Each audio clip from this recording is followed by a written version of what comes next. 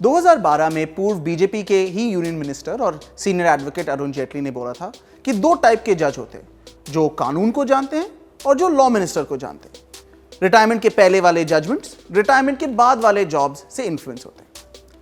16 मार्च को हमें पता चला कि रंजन गोगोई, जो हमारे पूर्व चीफ जस्टिस ऑफ इंडिया थे, जो एक्स सीजेआई थे, जो नवंबर तक थे ऑफिस में, उनको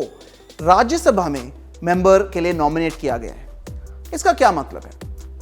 प्रेसिडेंट का एक पावर होता है जिसमें वो कहते हैं कि जो लोग एमिनेंट पर्सन्स है, जो लोग बहुत प्रमुख लोग हैं, जिनका कुछ एक्सपर्टीज है कोई किसी एरियाज में, उनको राज्यसभा में नॉमिनेट करके उनको एमपी बनाते। और अब रंजन गोगोई जो है, जो बस 4 महीने पहले तक कोर्ट के लिए वहाँ पे गवर्नमेंट के अगेंस्ट पिटिशन सुनते थे, गवर्नमेंट के अगेंस्ट केसेस सुनते थे, उनको अब गवर्नमेंट ने ही एक पोस्ट दिया है पार्लियामेंट में। अब इसका क्या मतलब है? ये पहली बार के लिए तो नहीं हुआ है। अगर हम देखें तो फिर 1998 में रंगनाथ मिश्रा, जो भी पहले 7 साल उससे पहले चीफ जस्टिस ऑफ इंडिया थे, उनको भी राज्यसभा में इलेक्शन हो गया था उनका कांग्रेस की तरफ से। अगर हम उससे पहले भी देखें 1983 में बहारुल इस्लाम, जो पहले एक एमपी थे, उसके बाद फिर वो जज बन गए थे, सुप्रीम कोर्ट में जज थे, उसके बाद उन्होंने रिजाइन करके राज्यसभा में फिर से वापस गए थे उसी साल। तो ये एक्चुअली कुछ नया चीज़ तो नहीं है, पर क्या ये उससे कुछ फर्क पड़ता है? क्या यहाँ पे जुडिशरी के इंडिपेंडेंस के लिए ये प्रॉब्लम नहीं है? अगर हम देख लें यहाँ पे जो सुप्रीम कोर्ट का जो इंडिपेंडेंस होता है, ये एक बहुत इंपॉर्टेंट कॉन्सेप्ट है और ये काफ़ी साल से बहुत प्रॉब्लम्स में आ रहे हैं, क्योंकि काफ़ी सालों से चाहे अगर हम इंदिरा गांधी के टाइम से देख ले, जब वहाँ पे जजेस को सुपरसीड करते थे, वो चीफ जस्टिस ऑफ इंडिया को नॉमिनेट करने के लिए उनके जो एक्चुअली सीनियर जज थे बनने के लिए उनको हटा देते थे। जब उन्होंने जाके इतने प्रॉब्लम्स क्रिएट किए थे कि वहाँ पे उस टाइम सुप्रीम कोर्ट ने खुद अपने लिए एक नया कानून बनाया था कि वो जजेस को कैसे अपॉइंट करेंगे। ये सब काफ़ी साल से चल रहे हैं,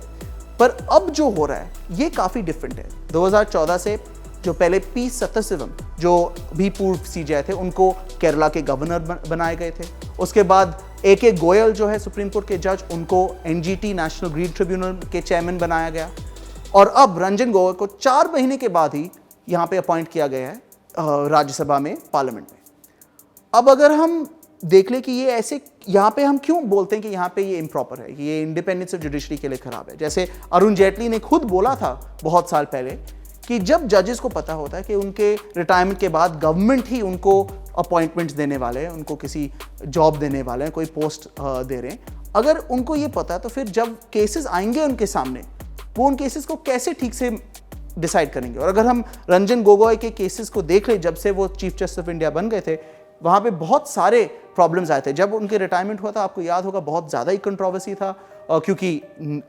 अयोध्या जजमेंट तो उसी टाइम आया था जिसमें भी बहुत चीज़ें थे, क्योंकि उन्होंने हिंदू पार्टीज़ को राम मंदिर बनाने के लिए अनुमति दिया था, पर उसके साथ में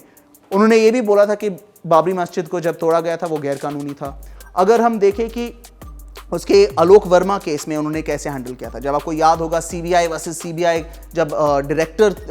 पुराना जो डायरेक्टर थे आलोक वर्मा, उनको जब उन्होंने उनके केस को इतनी देर के लिए डिले किया था कि जब तक उन्होंने बोला था कि हाँ गवर्नमेंट ने उसको गलत तरीके से ट्रांसफ़र किया था, तब तक उनके रिटायरमेंट भी आ गया था। अगर हम रफाल केस को देखें, वहाँ पे उन्होंने सील कवर में मिले हुए डॉक्यूमेंट्स को देख के उन्होंने मान लिया कि जो भी गवर्नमेंट कह रहा है वो ठीक है, और बाद में पता भी चला था कि ये सील कवर में जो लिखा गया था वो गलत था, फिर भी रिव्यू पे उन्होंने गवर्नमेंट के लिए ऑर्डर दिया था। अगर हम कश्मीर को देखें, आपको याद होगा जब अगस्त में आर्टिकल 370 को एब्रोगेट किया गया था, उस टाइम पे बहुत सारे केसेस फाइल किए गए थे सुप्रीम कोर्ट में। कुछ में लिखा था कि आर्टिकल 370 को निकालने के लिए जो गवर्नमेंट ने डिसीजन लिया था वो गलत था। कुछ में लिखा था कि जिन लोगों को पीएसए और भी तरीके से उनको गिरफ्तार कर रहे थे, उनको डिटेन कर रहे थे, ये भी गलत था। कुछ लोगों ने जाके बोला कि अभी हमें पता भी नहीं कि कौन से कानून के बेसिस पे कुछ लोगों को जेल में डाला गया है, उनके लिए हेबियस कॉर्पस पिटिशन फाइल किया गया था। इन सब केसेस में जब ये इनफैक्ट बहुत अर्जेंट थे, जब कश्मीर के रिस्ट्रिक्शंस के बारे में कि वहाँ पे इंटरनेट काटा गया था, कि वहाँ पे लोग अपने मर्जी से नहीं घूम सकते थे बाहर, वो नहीं जा सकते थे बाहर, ये सब केसेस बहुत अर्जेंट वाले केसेस थे, और फिर भी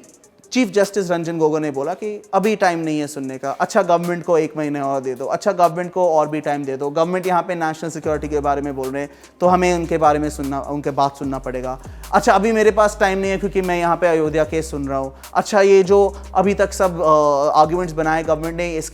इसलिए मैं यहाँ पे इंटरफियर नहीं कर सकता। इतने सारे आर्ग्यूमेंट्स करके उन्होंने सब केसेस को डिले कर दिया था। अगर जुडिशरी को इंडिपेंडेंट होना है तो उनको गवर्नमेंट के जो भी एक्शंस है उनको उस पर सवाल उठाना पड़ता है, उनको देखना पड़ता है कि यहाँ पे एक्चुअली गवर्नमेंट कानून के तौर से कर रहे हैं या वो अपने ही मन मर्जी कर रहे हैं। उनको देखना है कि अगर किसी को पॉलिटिकल प्रिजनर्स स्पेशली जो होते हैं, उनको जो अपने विचारों के लिए उनको गिरफ्तार किया गया है, उनको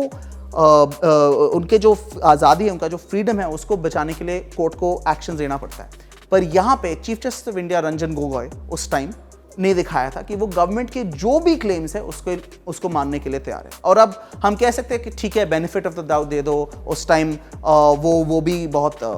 यूनिक सिचुएशन थे, उनको वो जो डिफिकल्ट सर्कमस्टांसेस में जो कर रहे थे वो ठीक था। पर अब जब हम देख रहे हैं कि उनको गवर्नमेंट के तौर से यहाँ पे राज्यसभा में नॉमिनेशन मिल रहा है, और ये भी नहीं कि उनको जाके इलेक्शन के लिए स्टैंड करना, क्योंकि राज्यसभा पोस्ट में भी इलेक्शन होता है जब नॉमिनेशन है, जैसे रंगनाथ मिश्रा के साथ। पर यहाँ पे उनको डायरेक्टली राज्यसभा में इंस्टॉल किया गया है प्रेसिडेंट के नॉमिनेशन की तरफ से। ये यहाँ पे बहुत सारे सवाल उठाते हैं हमारे लिए। और चाहे हम इसको नहीं भूलना चाहिए कि जब सीजे गोगोई के अगेंस्ट सेक्सुअल हरासमेंट के क्लेम्स थे, जब उस टाइम एलिगेशंस आए थे, उस टाइम सबसे पहले गवर्नमेंट के लॉ ऑफिसर्स, अटॉर्नी जनरल के वेणुगोपाल, सोलिसिटर जनरल तुषार मेहता, दोनों आके कोर्ट में उनके तरफ से डिफेंड कर रहे थे। और ये भी नहीं था कि एक्चुअली वहां पे ठीक तरीके से कोर्ट में केस चल रहा था। रंजन गोगोई ने खुद गलत तरीके से अपने आप को बेंच पे रख के उन्होंने एक हियरिंग किया था जिसमें उन्होंने अपने आप को डिफेंड किया था। उसने जो महिला थी जिन्होंने इनके अगेंस्ट एलिगेशंस लगाए थे, उसके बारे में बहुत सारे चीज़ बोला कि वो यहाँ पे मुझे ब्लैकमेल कर रहे हैं, यहाँ पे कोर्ट को अंडरमाइन करने के लिए ये यहाँ पे कंस्पिरेसी है। ये सब कुछ ऐसी चीज़ें बोल के, जब इसके लिए कोई भी एविडेंस नहीं था, उन्होंने खुद बेंच पे बैठ के ऐसी चीजें बोले थे और गवर्नमेंट के लॉ ऑफिसर्स ने उनको सपोर्ट किया था। और अब उस सपोर्ट की वजह से और भी सवाल उठते हैं कि अब जब उस केस में, जब सेक्सुअल हरासमेंट केस में भी प्रोसीजर फॉलो नहीं किया गया था, कानून के तौर से कुछ नहीं हुआ था,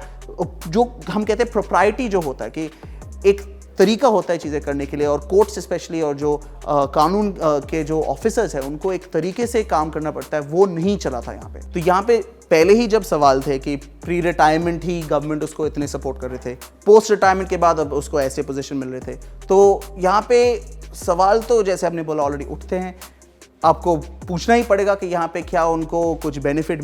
अभी जो बेनिफिट्स मिल रहे हैं वो पुराने जजमेंट्स के लिए है या नहीं है। ये बहुत डिफ़िकल्ट क्वेश्चंस हैं और ऐसे सिचुएशन कभी होना नहीं चाहिए कि हमें ऐसे चीज़ें पूछने चाहिए, पर ये सिचुएशन आ गया है अब। अगर उसके डिफेंडर्स बोलेंगे कि नहीं पहले भी हुआ था रंगनाथ मिश्रा के साथ, बहारुल इस्लाम के साथ, उस टाइम भी वो गलत था और वो अभी भी गलत है।